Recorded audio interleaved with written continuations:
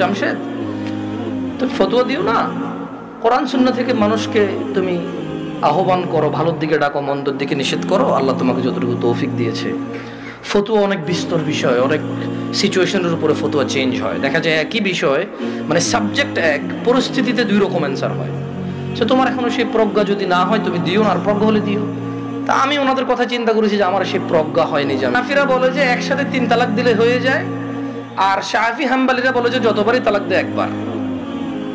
এখন নিজেদেরকে বলে, ওনারাও কিছু দলাইল পেশ করে, আর যারা শাফি মালাকি আছে বা আহলে হাদিস সালাফি আছে তারাও সূরা বাকারার মধ্যে যেমন আত-তালাকু মাররাতান, তালাক 2 বার, মানে 2 দফায়, এভাবে দিয়ে বলে। তো আমি চিন্তা করছি এটা বড়দের বিষয়। কার বিষয়? এটা আমার ম্যাটার না, আমার এত জিম্মেদারি নেওয়ার এখনো অতটুকু যোগ্যতা হয়নি। তো বেশিরভাগ তালাকের যখন প্রশ্ন আসে, আমি বড় বড় আলেম যাদেরকে চিনি,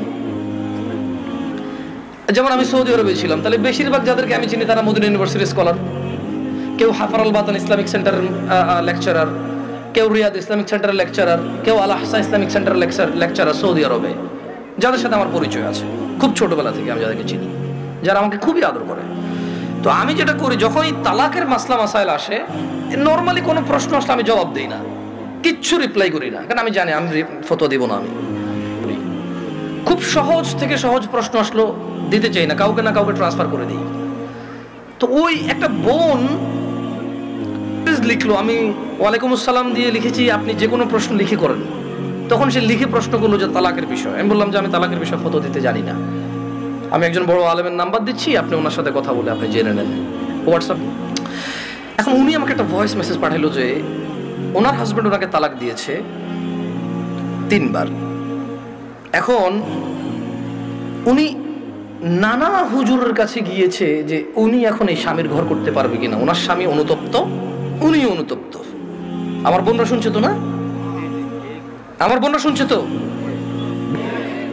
আমি তোমাদেরকে আজকে এমন এক গল্প শোনাচ্ছি গতকালের, যেটা তোমার সারা জীবনের শিক্ষণীয় হতে পারে। আর আজকের দিনে আমি বিলিভ করি, যদি আমি এরপর আর একটা বক্তব্য না দিই, একটা হাদিস, একটা আয়াত না বলো, যদি ওয়া আখিরু দাওয়ানা আলহামদুলিল্লাহি রাব্বিল আলামিন বলে চলে যাই, আমার এখানে আসা সার্থক, যদি তোমরা বুঝতে পারো আমার কথা। তো বললো যে আমি বেশ কিছু হুজুরের কাছে যতটুকু আমি আমাকে বলেছে যে আমি আহমদুল্লাহ হুজুরকে মেসেজ করেছি, উনি রিপ্লাই করেনি, আমি আজহারি হুজুরকে মেসেজ করেছি, রিপ্লাই করেনি, আমি আব্দুর রাজাক বিন ইউসুফ হুজুরকে মেসেজ করেছি, উনি রিপ্লাই করেনি, আমি কুয়াকাটা হুজুরকে মেসেজ করেছি, রিপ্লাই করেনি, আপনি জামশেদ মজুমদারের ফেসবুকে মেসেজ করেছি, রিপ্লাই করেননি, এর মধ্যে কেউ রিপ্লাই দেয়নি। আপনি আমাকে ওয়ালাইকুম আসসালাম রিপ্লাই দিয়েছেন হোয়াটসঅ্যাপে মেসেজ দেওয়াতে। আমাকে একজন হুজুর বলল আমি আমার স্বামীর সাথে থাকতে পারবো একটা হারাম কাজের মাধ্যমে। কি কাজের মাধ্যমে? হারাম কাজের মাধ্যমে। আমি চিন্তা করলাম, হুজুর যদি বলে হারাম কাজের মাধ্যমে থাকতে পারে, তাহলে হুজুর নিজে তো এটাকে হারাম বলছে, জিনিসটা কি? তখন আমি বোনকে আর সাহস করে কিছু না বলে আমি শেখ মুস্তাফিজুর রহমান বিন আব্দুল আজিজ আল মাদানী হাফিজাহুল্লাহ, উনি সৌদি, খুব আদর করে আমাকে। আমি বললাম যে আমি একজন বড় আলেমের আমার পুরো কথা খুলে বলার দরকার নাই, আপনি ওনার সাথে ডিসকাস করেন। ঠিক 2 ঘন্টা বা 3 ঘন্টা পর উনি আমাকে মেসেজ দিল যে হুজুর আমি একটু আপনার সাথে কথা বলতে চাই। আমি বললাম যে আমি আপনার সাথে কথা বলবো না, আমি আপনাকে যার নাম্বার দিয়েছি, যদি ওনার কথায় আপনার কিছু বুঝে না আসে তাহলে আমার কথা আপনার বুঝে আসবে না। বলে যে না হুজুর, ওনার সাথে আমার স্বামী কথা বলেছে, তবে আমার স্বামী একটা বিষয় গোপন করে কথা বলেছে, গোপন করে কথা বলার পরেও হুজুর বলেছে যে তালাক হয়ে গেছে, কিন্তু এখন আমার স্বামী হাফেজে কোরআন, আলেম পাস, আমার স্বামী বলছে তালাক হয় নাই। আমি বললাম যে ওকে, আপনি শেখকে কল করে বলেন যে আপনার স্বামীটা গোপন করেছে। বলে যে আমি ভয় পাচ্ছি ওনাকে কল দিতে, কারণ আমার স্বামী কথা বলেছে, উনি আবার কি মনে করে। আমি বলছি উনি কিচ্ছু মনে করবে না, আমি ওনাকে ফোন দিচ্ছি, আপনি কথা বলেন। ভদ্রমহিলা কথা বলবে না। তখন জোহরের টাইমের সময় হয়েছে, আমি ফোন দিলাম। এবার মানে আমার একটু মেজাজ খারাপ হয়েছে। কি খারাপ হয়েছে? মেজাজ খারাপ হয়েছে। ওই ভদ্রমহিলা আমাকে বারবার বলতে চেষ্টা করতেছে যে আমার একটা বাচ্চা আছে, যদি এখন আমরা স্বামী স্ত্রী আলাদা হয়ে যাই আমার বাচ্চাটার কি হবে, কনসার্ন কোথায়? বাচ্চা।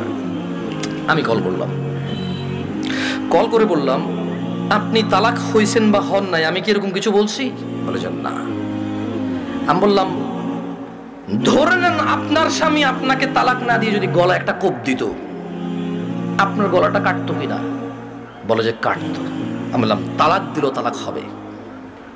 এবারে হুঁশে দিছে না বেহুঁশে দিছে, রাগ করে দিছে না আদর করে দিছে, মজা করে দিছে নাকি দুষ্টামি করে দিছে, এইটা ম্যাটার না। আপনার স্বামী যদি আপনাকে 5 তলা বিল্ডিং থেকে রাগ করে অথবা রাগ না করে হাসি মুখে অথবা দুষ্টামি করে যদি আপনাকে ধাক্কা দিত, আপনি কি পড়তেন 5 তলা থেকে? বলে যে পড়তাম।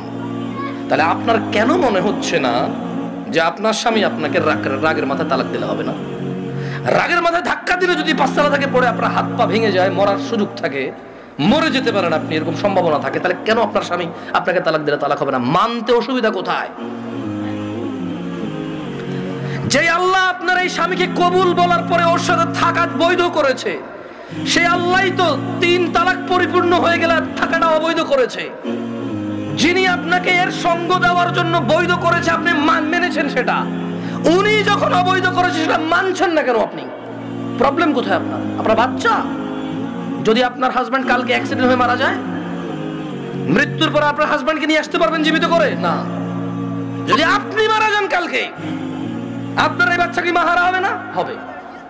ওকে, আপনার দুইজনই উভয় মারা গেলেন, কোন অ্যাক্সিডেন্টে বাচ্চাকে রেখে গেলেন, বউ জামাই গেলেন কোথাও ঘুরতে বা ডাক্তার দেখাইতে, অ্যাক্সিডেন্টে 2 জন মারা গেলেন, আপনার এই বাচ্চা থাকবে কিনা? বলে থাকবে।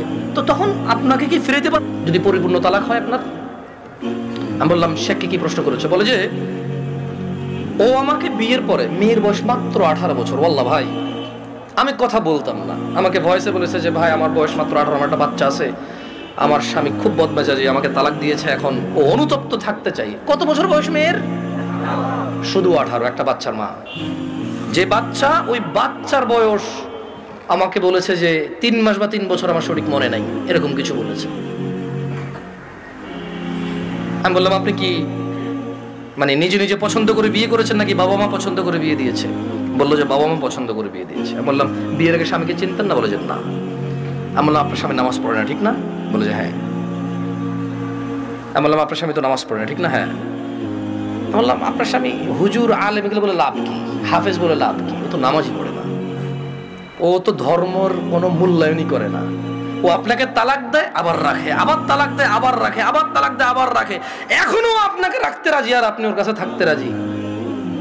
তো বললো যে প্রথমে একদিন তালাক দিল, তালাক দেওয়ার পর ওনার স্বামী বিলিভ করে একসাথে 3 তালাক দিলে তালাক হয়ে যায়। ওনার স্বামীর এটা দেখেন, আমি আবার বলি, এটা আমি বলছি না, উনি বলছেন যে ওনার স্বামী হাফেজ এবং আলেম পাশ মেবি, বা হাফেজ এটা কনফার্ম আমি। তো বললো যে উনি জানে যে এক বৈঠকে 3 বার তালাক দিলে তালাক হয়ে যায়, কিন্তু শেখ মুস্তাফিজুর রহমান বিন আব্দুল আজিজ মাদানিকে যখন ফোন করেছে তখন উনি বলেছে আচ্ছা ধরলাম একবার, 3টাকে কয়বার ধরলাম? 1 বৈঠক ধরলাম। বলে যে আপনাকে আদ দিছে? বলে যে হ্যাঁ আরেকবার দিছে। বলে যে ওটাকে আবার ধরলাম। বলে যে আদ দিছে? বলে যে সে গোপন করছে, কিন্তু সে একদিন আমাকে বলছে তোমাকে আমি তালাক দিলাম, তুমি যাচ্ছ না কেন? এই কথাটুকু শেখের কাছে সে গোপন করেছে। কি করেছে? শেখ নাকি তখন প্রশ্ন করেছে আপনি যদি হানাফি মাসলাকের হন, জীবন যদি হানাফি বিধান অনুযায়ী চলেন, আর আপনার স্বামী নিজে যেহেতু হাফেজ বা আলেম, ও তো এটা জানে যে 1 বৈঠকে 3 বার দিলে হয়ে যাচ্ছে, আর কোরআন সুন্নাহ অনুযায়ী যদি আপনি শাফি মালিকের দিকে আসেন, সেই ক্ষেত্রে ওনারা 1 বৈঠকে যতবারই দেয় কয়বার ধরে? 1 বার। তো বলো যে অনেক সময় আমরা ফতোয়া দেই যে ঠিক আছে, মানে আপনি হানাফি কোনো বড় বিজ্ঞ আলেম থেকে, মাদ্রাসা থেকে ফতোয়া নিয়ে ওনারা লিখিত ফতোয়া দেয় কি সেটা আপনি জেনে নেন। মানে তালাক নিয়ে তেমন কেউ ভেজাল করতে চায় না, কারণ মারামারি কাটাকাটি হয়ে যাবে, বোঝেন নাই, মিছিল মিটিং হয়ে যাবে। এক গ্রুপ বলবে তালাক হয়ে গেছে, আরেক বলবো হয় নাই, বলবে যে জানা করতেছে ও হুজুরের কথায়। ভাই এটা বিশাল বড় একটা প্রবলেম, বুঝছেন না? বোঝেন নাই, সত্যি আমার পক্ষে সলভ করা সম্ভব না। তখন আমি ওই বোনকে বললাম যদি আপনার তালাক হয়ে যায় চলে যান,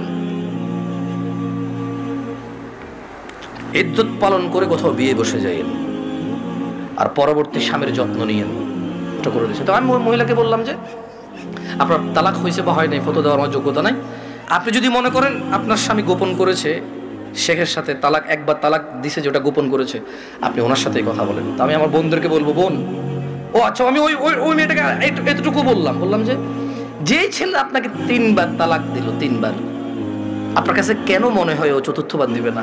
আবার আপনার কাছে কেন মনে হলো যে ও 4র্থবার দিবে না?